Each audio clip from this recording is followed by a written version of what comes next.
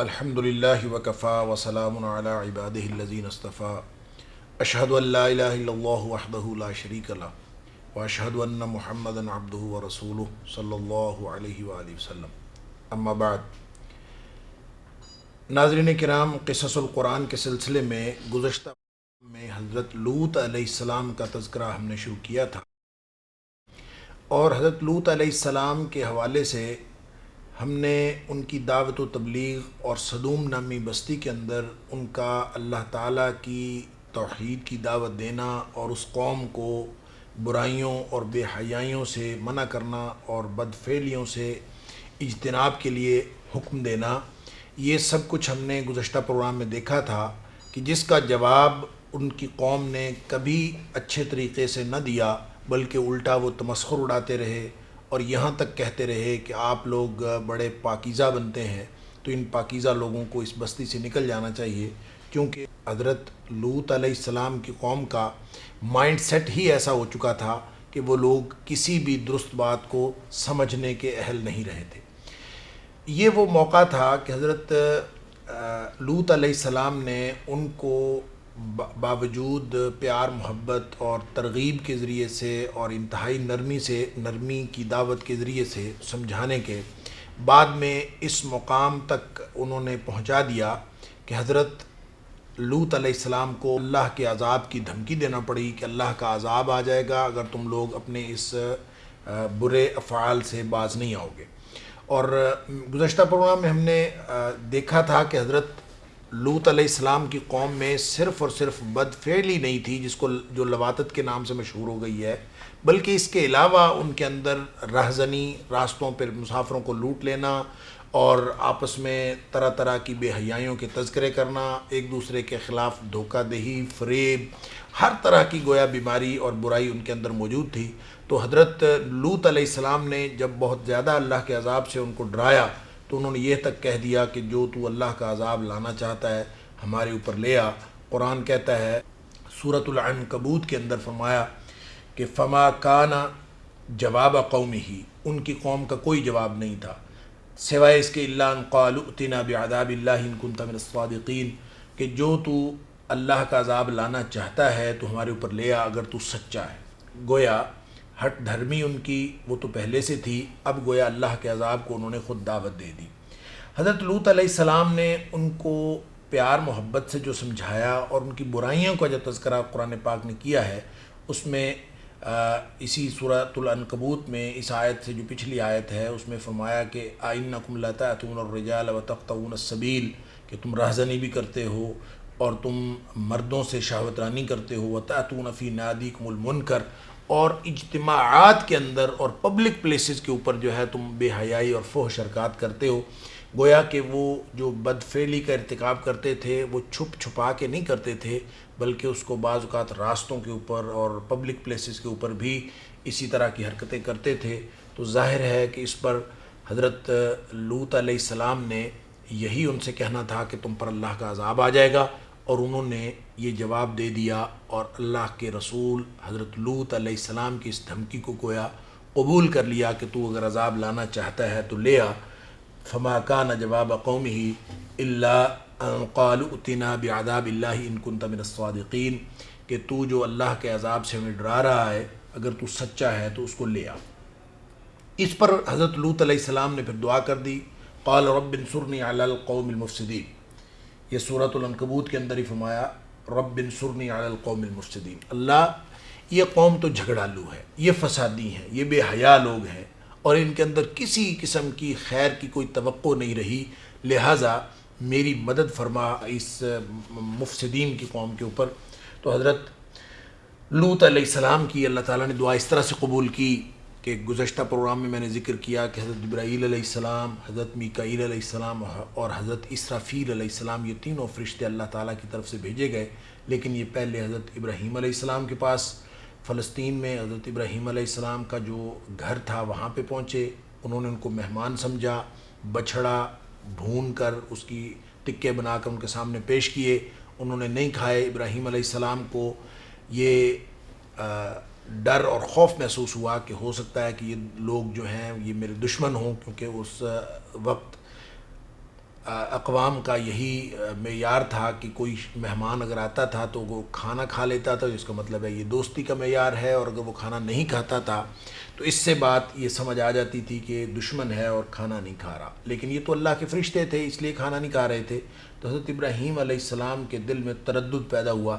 تو فرشتوں نے یہ کہہ دیا کہ ہم فرشتے ہیں، اللہ کی طرف سے بھیجے گئے ہیں، اور اس لیے ہم آئے ہیں کہ ہم وہاں لوط علیہ السلام کی قوم پر اللہ کا عذاب نازل کریں۔ حضرت ابراہیم علیہ السلام نے ان سے پوچھ ہی لیا کہ فما خطبکم ایھا المرسلون، کہ تم جو بھیجے گئے ہو تو اصل مقصد اور مدعا کیا ہے۔ جب انہوں نے حضرت ابراہیم علیہ السلام کو بتا ہی دیا کہ ہم تو عذاب نازل کرنے کے لیے آئے ہیں اور لوط علیہ السلام کی قوم پر عذاب نازل کرنا ہے، اس میں خوشخبری بھی دے دی، تو قرآن کہتا ہے کہ جب ابراہیم علیہ السلام کو یہ تسلی بھی ہو گئی کہ یہ فرشتے ہیں، دشمن نہیں ہیں، اور کھانا نہ کھانے کی وجہ سے جو خدشہ پیدا ہوا تھا وہ بھی ختم ہو گیا، تسلی ہو گئی، ساتھ ہی ساتھ ابراہیم علیہ السلام کو اور آپ کی اہلیہ محترمہ کو انہوں نے ایک لڑکے یعنی حضرت اسحاق علیہ السلام کی خوشخبری بھی دے دی۔ اور اس کے بعد حضرت ابراہیم علیہ السلام کو یہ خیال آیا کہ لوط علیہ السلام کو جب یہ لوگ جائیں گے اور لوط علیہ السلام کی قوم پر عذاب نازل کریں گے تو اس صدوم کی بستی پر عذاب آئے گا، تو ایک تو ان کو یہ خیال آیا کہ اس میں لوط علیہ السلام بھی ہیں، ان کو کہیں کوئی گزند نہ پہنچے اس عذاب سے، ایک تو ان کے بارے میں پوچھا، اس کا تذکرہ بھی آئے گا، اور دوسری بات انہوں نے یہ کہی کہ یہ لوط علیہ السلام کی قوم کے بارے میں بھی ان کو خیال آیا کہ ان پر عذاب نازل نہ کیا جائے، اور قرآن نے اس کا ذکر کیا ہے۔ قرآن کہتا ہے کہ فلما ذهب عن ابراہیم الروع، یہ سورہ ہود کے اندر فرمایا کہ فلما ذهب عن ابراہیم الروع وجاءته البشرى یجادلنا فی قوم لوط۔ اللہ تعالیٰ فرماتے ہیں کہ ہمارے سے جھگڑا کرنے لگا قوم لوط کے بارے میں، اس لیے جھگڑا کرنے لگا کہ عذاب نازل نہ کریں، ہو سکتا ہے وہ لوگ مسلمان ہو جائیں، ہو سکتا ہے وہ لوگ حضرت لوط علیہ السلام کی دعوت کو قبول کر لیں، یعنی اس طرح کی مختلف باتیں حضرت ابراہیم علیہ السلام کے دل میں آئیں، اور انہوں نے اللہ تعالیٰ کے ساتھ اس کا اظہار کر دیا کہ یا اللہ ان پر عذاب نازل نہ کیا جائے، کچھ دیر انتظار کر لیا جائے، ہو سکتا ہے کہ یہ لوگ اس قابل ہو جائیں کہ ایمان قبول کر لیں اور اپنی یہ ساری جو بد افعالیاں ہیں اور شنیع افعال ہیں یہ چھوڑ دیں۔ تو حضرت ابراہیم علیہ السلام نے اللہ تعالیٰ سے گویا باقاعدہ اس بات کا تذکرہ کیا، اور جو فرشتے تھے ان کے ساتھ بھی جھگڑا کیا۔ اللہ تعالیٰ فرماتے ہیں کہ یہ سب کچھ اس لیے کیا کہ ان ابراہیم لحلیم اواہ منیب،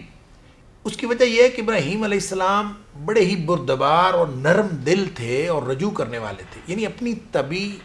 اور ذاتی جو خصوصیت تھی، نرمی اور دل کی رحم دلی جو تھی، اس کی وجہ سے حضرت ابراہیم علیہ السلام کو یہ خیال ہوا کہ لوط علیہ السلام کی قوم پر عذاب فی الحال نازل نہیں ہونا چاہیے، اس کو مؤخر کر دیا جانا چاہیے۔ لیکن فرشتوں نے حضرت ابراہیم علیہ السلام کو بتایا کہ یا ابراہیم اعرض عن ھذا، ابراہیم علیہ السلام کو یہ فرشتوں نے صاف کہہ دیا کہ یہ بات چھوڑ دیں، یہ بات اب کرنے کا فائدہ کوئی نہیں ہے۔ اس کی وجہ یہ ہے کہ انہ قد جاء امر ربک، اس پر اللہ کا فیصلہ آ چکا ہے، اللہ تعالیٰ کی طرف سے فیصلہ آ چکا ہے۔ اس کی وجہ یہ ہے کہ ان پر ساری حجت تمام ہو گئی۔ ایک تو حجت وہ تمام ہو چکی تھی کہ حضرت لوط علیہ السلام نے تمام کی تمام ان کو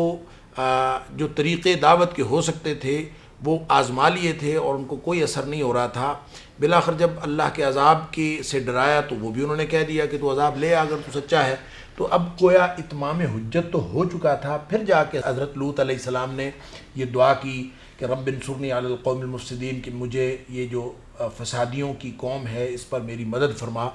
لیکن حضرت ابراہیم علیہ السلام نے اپنی طبعی جو رحم دلی تھی اور اپنی طبیعت کا جو نرمی تھی اس کی وجہ سے حضرت ابراہیم علیہ السلام نے فرشتوں کے ساتھ اس طرح کی گفتگو کی کہ اگر یہ عذاب ہو سکتا ہے مؤخر کر دیا جائے، لیکن انہوں نے صاف کہہ دیا انہ قد جاء امر ربک، کہ تیرے رب کا فیصلہ آ چکا ہے۔ وَإِنَّهُمْ آتِيهِمْ عَذَابٌ غَيْرُ مَرْدُودٌ، یہ عذاب جو ہے اب ٹلنے والا نہیں، کہ یہ جو مرضی ہو جائے یہ عذاب اب ٹلے گا نہیں۔ اور اس پر یہ کہہ کہ وہ فرشتے وہاں سے چلے گئے۔ اور ایک دوسری جگہ پہ آیا کہ ابراہیم علیہ السلام نے یہ کہا کہ قال ان فیہا لوطا، کہ اس میں تو لوط علیہ السلام بھی ہیں، اگر بستی پر عذاب آئے گا تو لوط علیہ السلام کو اس عذاب کی وجہ سے کوئی گزن نہ پہنچے۔ تو فرشتوں نے صاف کہہ دیا کہ اس میں کون ہے اور کون نہیں ہے یہ ہم زیادہ جانتے ہیں، یعنی نحن اعلم من فیہا، اس میں کون ہے ہمیں بھی پتہ ہے اس میں کون ہے۔ مفسرین نے اس پہ مختلف روایات کے حوالے سے اور مختلف صحابہ کرام کے حوالے سے لکھا ہے اس آیت کی تفسیر میں، کہ جب حضرت ابراہیم علیہ السلام نے تشویش کا اظہار کیا کہ ان فیہا لوطا، کہ اس میں تو لوط بھی ہے، لوط علیہ السلام بھی ہیں، تو لوط علیہ السلام کی وجہ سے، یہ دو وجہ سے حضرت ابراہیم علیہ السلام نے کہا تھا۔ ایک تو اس کی وجہ یہ تھی کہ حضرت ابراہیم علیہ السلام کا خیال یہ تھا کہ اگر قوم پر عذاب اس وقت ٹل نہیں رہا اس وجہ سے کہ وہ لوگ بد عمل ہیں اور ان کی بد کرداریوں کی وجہ سے عذاب کا فیصلہ ہو چکا ہے، تو کسی ایک نیک بندے کی وجہ سے وہ عذاب ٹل نہیں سکتا، اس لیے کہہ دیا کہ ان فیہا لوطا، اس میں تو لوط علیہ السلام بھی ہے، ہو سکتا ہے لوط علیہ السلام کی وجہ سے عذاب ٹل جائے۔ دوسری وجہ یہ کہی گئی کہ لوط علیہ السلام کا ذکر کرنے سے پہلے ان سے فرشتوں سے جو گفتگو ہوئی تھی، تو حضرت ابراہیم علیہ السلام نے ان سے پوچھا تھا کہ اگر 300 لوگ مومن ہوں اس قوم کے اندر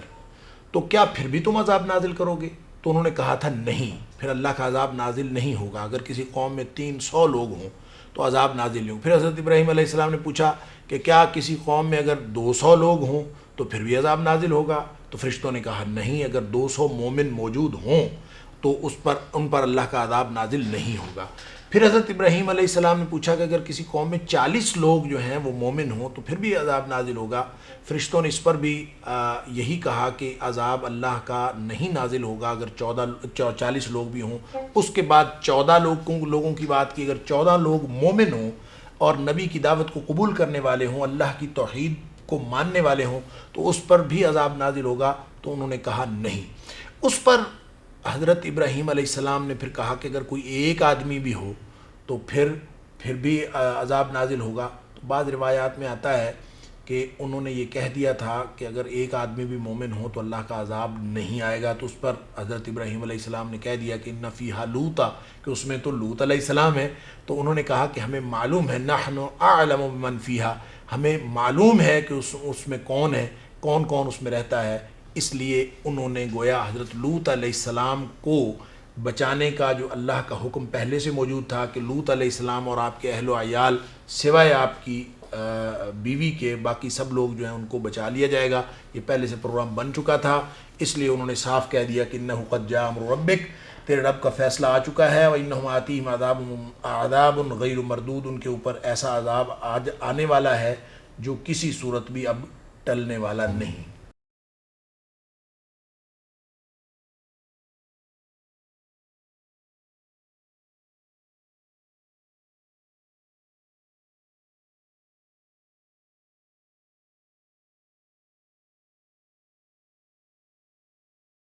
حضرت ابراہیم علیہ السلام کے ساتھ یہ مجادلہ کرنے کے بعد اور یہ گفتگو اور یہ مذاکرات کرنے کے بعد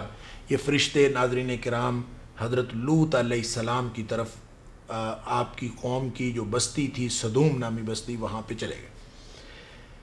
روایات میں آتا ہے کہ حضرت لوط علیہ السلام اس وقت اپنے کھیتوں میں کام کر رہے تھے، تو یہ تینوں فرشتے نوجوان اور خوبصورت لڑکوں کی شکل میں وہاں پہنچے۔ یہ نوجوان خوبصورت لڑکوں کی آدمیوں کی شکل میں وہاں اس لیے پہنچے کہ ابھی وہ جو اتمام حجت اگرچہ ہو چکا تھا، لیکن اسی حجت کے اتمام کا گویا یہ آخری مرحلہ تھا کہ اس کو بھی اللہ کریم نے اس طرح سے کیا کہ ان فرشتوں کو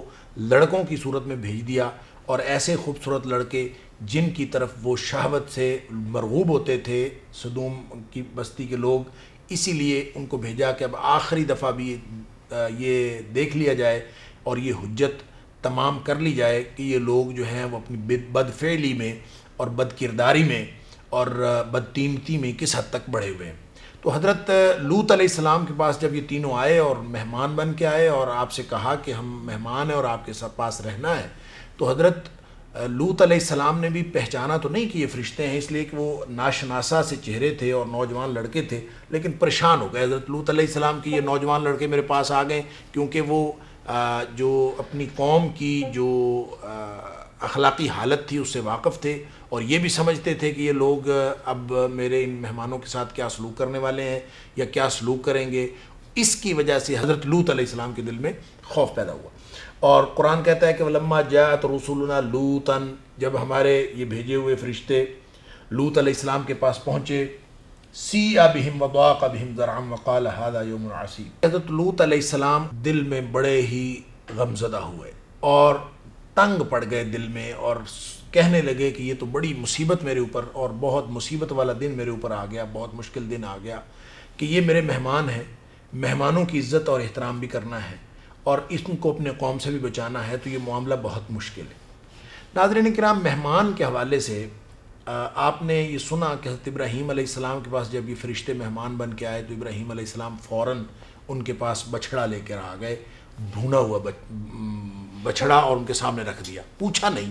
کہ آپ کیا کھاؤ گے، جیسے ہم کہتے ہیں کہ کیا کھانا ہے، کیا پینا ہے، بلکہ ہم یہ تک بھی پوچھتے ہیں کہ کچھ کھائیں پیئیں گے تو نہیں، یہ ہمارا طریقہ کار ہے۔ جبکہ حضرت ابراہیم علیہ السلام کی جو سنت ہم تک قرآن نے پہنچائی ہے وہ یہی کہ حضرت ابراہیم علیہ السلام نے ان سے کچھ نہیں پوچھا۔ اس سے یہ بات ثابت ہوئی کہ مہمان جب گھر میں آئے تو اس سے پوچھے بغیر آپ جو کچھ بن سکتا ہے، جو کچھ ہو سکتا ہے، اچھا کھانا، اچھا پینا، اور جس طرح کی خاطر تواضع ہو سکتی ہے، آپ خود سے اس کے لیے کر دیں۔ آگے اس مہمان کی مرضی ہے کہ وہ کچھ کھائے یا پیے یا وہ اپنی بقدر ضرورت اس میں سے لے لے، لیکن میزبان کا یہ فرض بنتا ہے، اور حضرت ابراہیم علیہ السلام کی یہی سنت ہے کہ وہ ان کو آگے سے ان کے آگے رکھیں جو کچھ گھر میں موجود ہے۔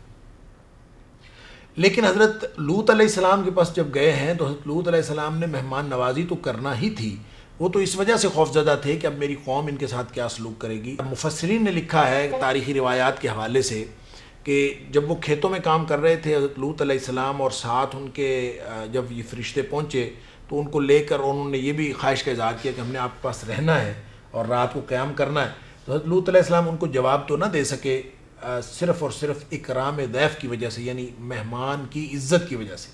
اور یہ رسول اللہ صلی اللہ علیہ وسلم کا بھی فرمان ہے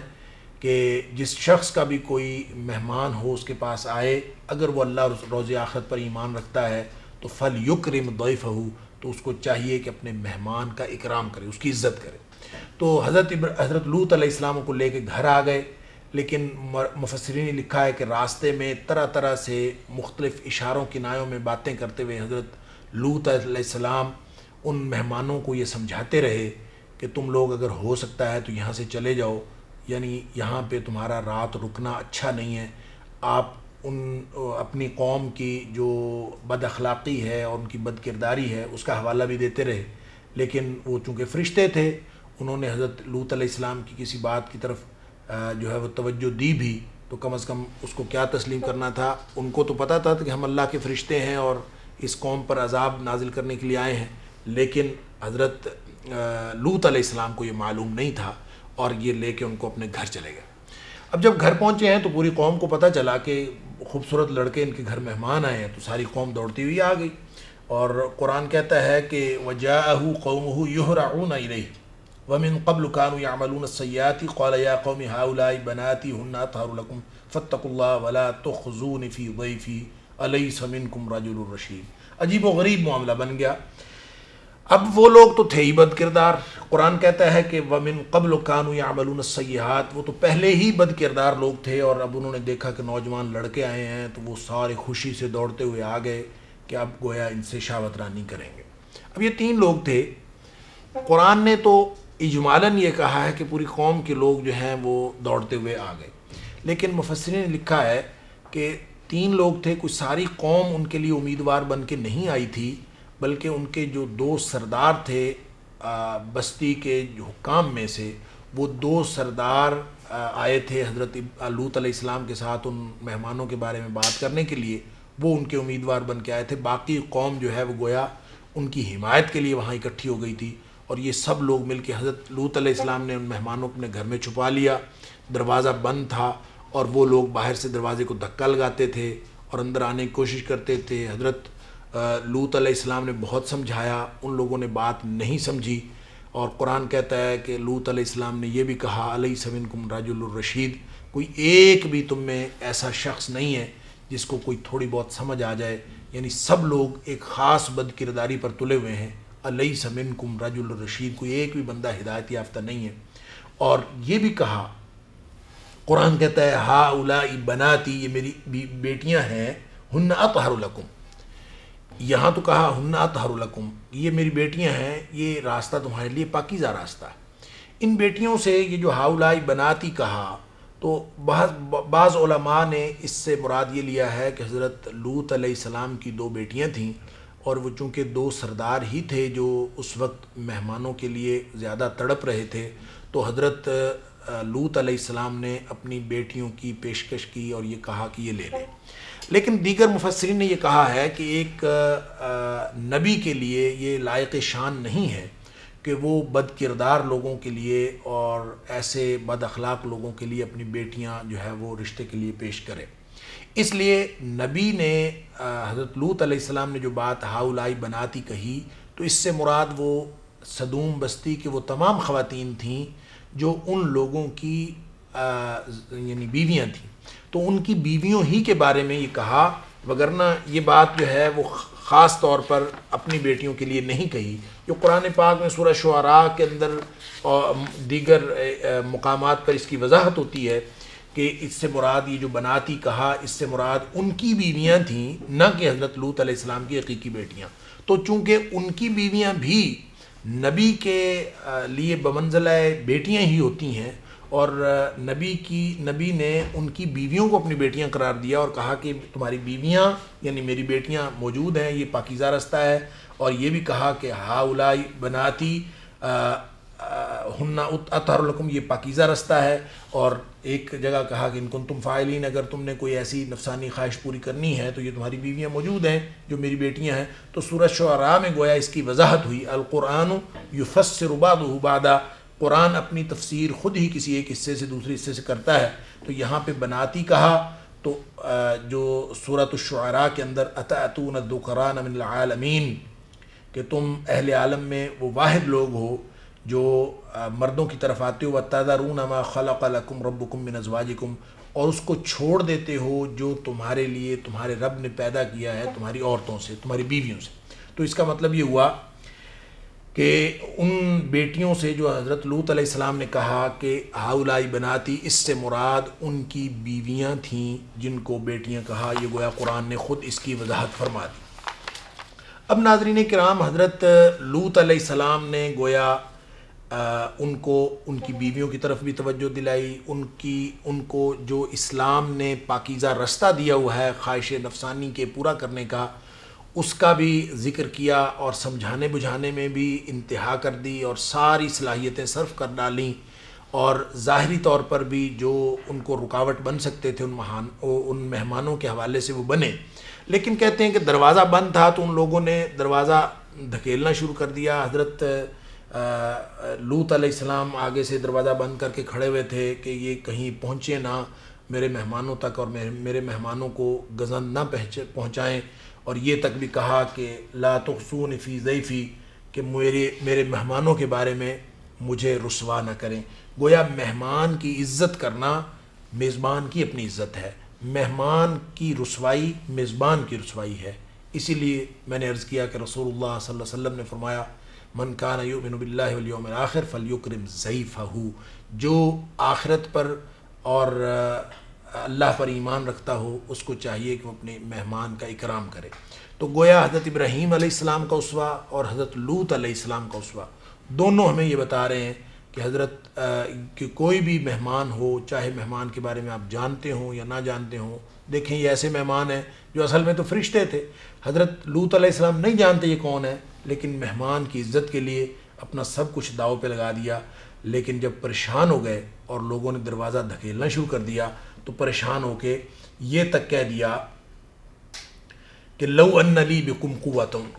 او آوی الی رکن شدید، یعنی حسرت سے جیسے کہتے ہیں کہ میرے پاس اگر طاقت ہوتی میں تمہیں روکتا، لو ان لی بکم قوۃ، مجھے اگر کاش میرے پاس یہ طاقت ہوتی کہ میں تمہیں روک لیتا۔ ظاہر اکیلے تھے، دروازہ دھکیل رہے تھے، یا جیسے بھی ان کو روکے ہوئے تھے، وہ پوری قوم تھی، پوری بستی کے لوگ تھے، حضرت لوط علیہ السلام اکیلے تھے، سمجھ میں نہیں آ رہا تھا کہ کیسے روکیں۔ تو یہ حسرت کی کہ لو ان لی بکم قوۃ، مجھے تمہارے خلاف اگر میرے پاس طاقت ہوتی، کاش میرے پاس طاقت ہوتی، میں تمہیں روکتا، او آوی الی رکن شدید، یا پھر کوئی مضبوط سہارا میرا ہوتا، یعنی کوئی خاندان ہوتا یا کوئی اس کے پیچھے کوئی ایسی فوج میرے پاس ہوتی، یا کوئی بھی اس طرح کا مضبوط سہارا، دنیاوی سہارا مجھے اللہ تعالیٰ نے عطا فرمایا ہوتا، تو آج میں تمہارے خلاف جو ہے وہ اس طرح کی بات کرتا۔ یہ اس مضبوط سہارے سے مراد اللہ تعالیٰ کا سہارا تھا کہ اللہ تعالیٰ کا سہارا موجود تھا، او آوی، اب میں پھر پناہ لیتا ہوں اسی مضبوط سہارے کے ہاں کہ جس نے مجھے یہاں بھیجا ہے۔ تو کوئی حضرت لوط علیہ السلام ظاہری طور پر اکیلے تھے، اور اس اکیلے پن میں، اس تنہائی میں انتہا درجے کی جو ہے وہ کمزوری محسوس کی، اور کمزوری محسوس کرتے ہوئے حسرت اور افسوس یہ بات کہی، گویا کہ اب مہمانوں کی جو تحفظ ہے وہ ان سے اب ہو نہیں سکتا تھا، اس لیے انہوں نے یہ حسرت سے بات کی۔ لیکن ان فرشتوں نے کہا کہ پریشان ہونے کی ضرورت نہیں، انا رسول ربک، ہم تیرے رب کے فرشتے ہیں۔ اس وقت بتایا، اس سے پہلے نہیں بتایا، اس وقت بتایا کہ ہم تیرے رب کے فرشتے ہیں اور تیرے رب نے ہمیں بھیجا ہے۔ لن یصلوا الیک، یہ لوگ تیرے تک بھی کبھی نہیں پہنچ سکیں گے، ہم تک پہنچنا تو دور کی بات ہے۔ لن یصلوا الیک، اے لوط علیہ السلام یہ لوگ تمہارے تک بھی نہیں پہنچ سکتے۔ حضرت لوط علیہ السلام گویا اس پر جو تسلی ان کی ہوئی کہ میں یہ جو پریشانی تھی وہ ختم ہو گئی، لیکن ساتھ ہی فرشتوں نے کہا کہ اپنے ان لوگوں کو، اپنے گھر والوں کو لے کر رات ہی رات میں یہاں سے نکل جائیے۔ کہتے ہیں کہ یہ موقع جو تھا یہ شام کا تھا، جب حضرت لوط علیہ السلام ان فرشتوں کو لے کر گھر آئے تھے، اور یہ سارا جھگڑا جو قوم سے مذاکرہ ہوا تھا یہ شام کا وقت تھا۔ اور اس کے بعد قرآن نے یہ بھی کہا ہے کہ ان لوگوں کی آنکھیں اندھی ہو گئیں۔ آنکھیں اندھی ہونے کا کیا مطلب ہے؟ اور اس سے مراد ایک تو یہ ہو سکتا ہے کہ وہ لوگ اندھے تھے اپنی نفسانی خواہش کی تکمیل میں، اور دوسرا اس کا مطلب عذاب کی کوئی صورت بھی ہو سکتی ہے، جو کہ مفسرین کرام نے لکھا ہے۔ ناظرین کرام، پروگرام کا وقت ختم ہوا جاتا ہے، انشاءاللہ اگلے پروگرام میں یہ جو بقیہ حصہ ہے لوط علیہ السلام کے قصے میں ان کی قوم پر عذاب کس طرح سے نازل ہوا، اس کا ذکر انشاءاللہ اگلے پروگرام میں کریں گے۔ تب تک کے لیے اجازت دیجیے، اللہ حافظ، السلام علیکم ورحمۃ اللہ وبرکاتہ۔